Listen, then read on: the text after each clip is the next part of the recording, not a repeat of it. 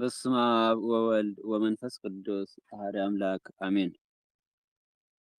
አርእስቲ ግጥሚ ሊቀ ሰማዕት ቅዱስ ጊዮርጊስ። ጊዮርጊስ ሆይ ሓግዘኒ በጃኻ ከመስግነካ ክባረኽ ብጸጋኻ ክካፈል በረከትካ ካብቲ ዕለትካ ብዝሎም መዓልቲ ቅዱስ ጊዮርጊስ ይብለካ ብዝሎም መዓልቲ ቅዱስ ጊዮርጊስ ይብለካ። እንኳዕ ኣብፅሐኩም ኣብፅሐና ንዓመታዊ በዓል ጊዮርጊስ ኣቦና ኮኸብ ጽባሕ ሰማዕቲ ዓብዪ ንጉስ ክብሪ ንዓኻ ይኹን ንሰዓብ ኢየሱስ ክብሪ ንዓኻ ይኹን ንሰዓብ ኢየሱስ። ጊዮርጊስ ሓያል ናይ ጽንዓት ኣቦ ተስፋ ዘይቖርጽ ዝመልኦ ሓቦ ገድሉ ልዕልናኡ ብኸመይ ክጅምሮ ኣንደበት ሓቲትኒ ስኢነሎ እምሮ ኣንደበት ሓቲትኒ ስኢነሎ እምሮ። ሽሙ ዝተሰመየ ኣብ ሰማያዊ መጽሓፍ ልቡ ዝመረጸ ክሳብ ሞት ንኣምላክ ክሓልፍ ንዓለም ንዒቑ ተቐቢሉ ኣኽሊል ዘይሓልፍ ጊዮርጊስ ሓያል ዘክረኒ ብኃጢአተይ ከይተርፍ ጊዮርጊስ ሓያል ዘክረኒ ብኃጢአተይ ከይተርፍ። ገድሊ ቅድስናኻ ንዓለም ዘደንቕ ክትሓስቦ ዘይትኽእል ፍጹም ዘንጸባርቕ ንነገሥታት ዘሕፈረ ብሹም ኢየሱስ ኣቤት ትዕድልቲ ሕሩይ ናይ ክርስቶስ ኣቤት ትዕድልቲ ሕሩይ ናይ ክርስቶስ።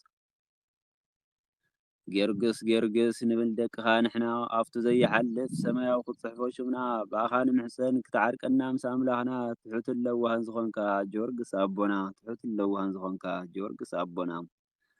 ቅዱስ ጊዮርጊስ ናይ ተጋድሎትካ ጽንዓት ኣነ ይገርመኒ እቲ ናትካ ትብዓት መግለጺ የብለይን ፍቕሪ ኣምላኽ ዝተጽሓፈ ልብኻ ንጉስ መዓት መከራ እንተውርደልካ ቅዱስ ጊዮርጊስ ግን ተመስገነኻ ዝበልካ ቅዱስ ጊዮርጊስ ግን ተመስገነኻ ዝበልካ። ኣነ ክመሃር ከምቲ ናትካ ጽንዓት ሓግዘኒ ባዕልኻ ብሓቦ ብትብዓት ብሓውን ብዳርባን እንተተቐጥቀጥካ ብምንም ተኣምር ኢኻ ቃልካ ዘይቀየርካ ብምንም ተኣምር ኢኻ ቃልካ ዘይቀየርካ። ቅዱስ ጊዮርጊሰይ በዓል ሙሉእ ስረ ልብኻ ብፍቕሪ ክርስቶስ ዝተረረ ሰለስተ ግዜ ካብ ሞት ዝተሳእኻ ራብዓይ ግዜ ግን ኣኽሊል ሰማዕትነት ከም ትቕበል ነገረካ ራብዓይ ግዜ ግን ኣኽሊል ሰማዕትነት ከም ትቕበል ነገረካ። ጎይታ ኢየሱስ ቃል ኪዳን እውን ሃበካ ኣብ ኩሉ ዓለም ግሉጽ ምእንቶ ክኸውን ሽምካ ብተጋድሎ ብጽኑዕ መከራ 7 ዓመት ነበርካ ሓይሊ እናረኸብካ ካብ እግዚኣብሔር ኣምላክካ ሓይሊ እናረኸብካ ካብ እግዚኣብሔር ኣምላክካ። ፀሓየ ዘሊዳ ጊዮርጊስ ሰማዕት ሰባቢርካ ተጥፍእ ኣምልኾ ጣዖት ካብ ኣፍ ዘንዶ ተድሕን ፍጥነ ረድኤት ካብ ክፉእ ሓለወና ሊቀ ሰማዕታት ካብ ክፉእ ሓለወና ሊቀ ሰማዕታት። ኣብ ቅድሚ ድድያኖስ ዓዊልካ መስካሪ ንጉስ ምስ ሓሻኽሩ ብተኣምር ኣሕፋሪ ፈታዊ ኣምላኽ ንኽሓቲ መሸቑረሪ ኣምልኾ ጣዖት ተጥፊኻ ኣማንያን ተፍሪ ኣምልኾ ጣዖት ተጥፊኻ ኣማንያን ተፍሪ።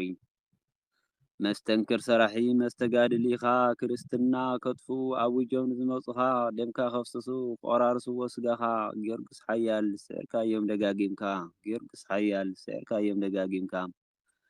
ፈጣን ተራዳኢ ንበሪታዎት ዘድሓንካ ኣብ ሃይማኖት ክትጸንዕ ሓለወና ደቅኻ ቃል ኪዳንካ ኣሚንና እንትንጽውዕ ስምካ ኣለኹ በለና ንኹሎም ጸላት ኣሕፊርካ ኣለኹ በለና ንኹሎም ጸላት ኣሕፊርካ።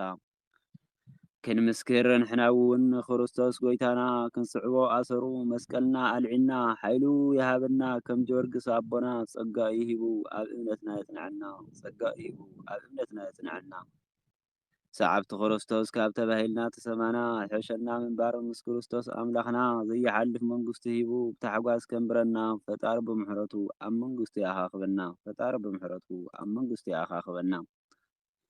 መምህረ ተጋድሎ ሰብዓ ነገስታት ደምሳሴ ሰማዕት ክርስቶስ እምደዌ ምፍቅና ፈዋሴ ይቀበን እምኃጢአት እምህማም ስጋወ ነፍሴ ቅዱስ ጊዮርጊስ ሰማዕት ኩነኒ ኣበ ነፍሴ ቅዱስ ጊዮርጊስ ሰማዕት ኩነኒ ኣበ ነፍሴ። ሰላም ናኻ ይኹን ጊዮርጊስ ሰላም ናኻ ይኹን ቅዱስ ጊዮርጊስ እሙን ኣገልጋሊ ሰዓብ ክርስቶስ ፍጥነ ረድኤት ብዓለም በላይ ፈረስ በረከት ካሃበኒ ከመኻ ክቕደስ በረከት ካሃበኒ ከመኻ ክቕደስ።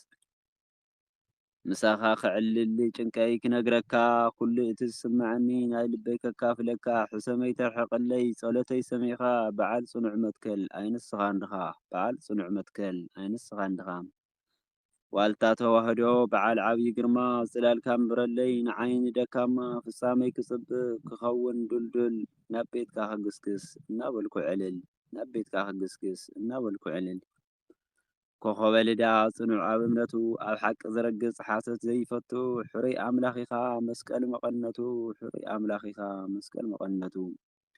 ገለኻ ምስ ሰማዕኹ ተገሪማ ኣመና ዘሕለፍካዮ ስቅያት ኣብነት ሰማዕታትና በረከትካ ክንካፈል ንገስ ኣብ ልብና በረከትካ ክንካፈል ንግስ ኣብ ልብና ብዓለም በላይ ፈረስ ኢለ ክፅውዐካ ጌርግሰይ ክብል ክውድስ ንስምካ ገባሪ ተኣምር ክገልፆ ክብርኻ ገባሪ ተኣምር ክገልፆ ክብርኻ ልሳነይ ክኸፍት ጌርግሰይ ክብል ልቀ ሰማዕታት ሓያል እናበልኩ ክዘልል ክዝምር ብክብሪ ንዓኻ ክዕልል ክዝምር ብክብሪ ንዓኻ ክዕልል ክግስግስ ክውድስ ናብ ቤትካ ከምርሕ ሕልናይ ኣንጺሀ ሰናይ ስራሕ ክሰርሕ ጽላልካ እምበረለይ ክንፍኻ ዘርግሕ ጽላልካ እምበረለይ ክንፍኻ ዘርግሕ ኣብ ሰሃራ ከለኹ ኣብቲ ምድረ ባዳ ሓይሊ ኮይንካኒ ጌርግሰይ ኮኸበ ልዳ ኣብ ባሕሪ እውን ናብ ጀልባ ምስ ተሰቐልኩ ሰላም ሰጊረዮ ሓደራኻ እናበልኩ ሰላም ሰጊረዮ ሓደራኻ እናበልኩ ናባኻ ዝተማሕፀነ ፍጹም ዘይተሕፍር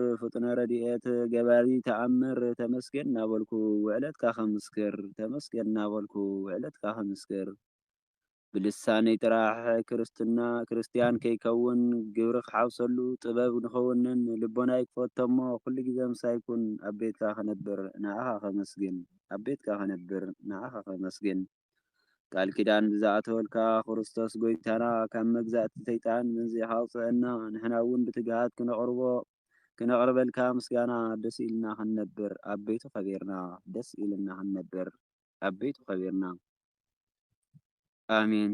ዝወደቐ መጠን ባኸ ቅዱሳን ትጋን መላእክት ይታረብልኝ እግዚአብሔር ይኽበረልኝ።